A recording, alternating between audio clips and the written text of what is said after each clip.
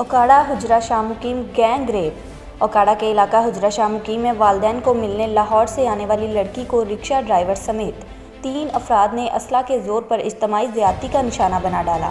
ملزمان فرار ہونے میں کامیاب، پولیس تھانہ حجرہ شاہ مقیم نے مقدمہ درج کر لیا۔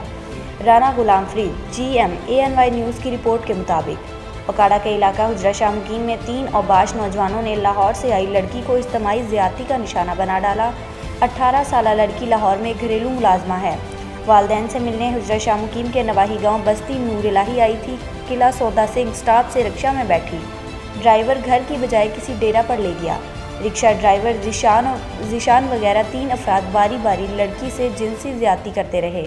لڑکی کے شور مچانے پر لوگ جمع ہوئے تو اسلحہ کے زور پر ملزمان موقع سے فرار ہو گئے۔ لڑکی کو ہسپتال منتقل کر دیا گیا ہے، جبکہ پولیس نے متاثرہ لڑکی انم مشتاق کے والد محمد مشتاق کے مدیت میں تینوں ملزمان کے خلاف اجتماعی زیادتی کا مقدمہ درج کر لیا ہے اور ملزمان کی گرفتاری کے لیے چھاپے شروع کر دیے ہیں۔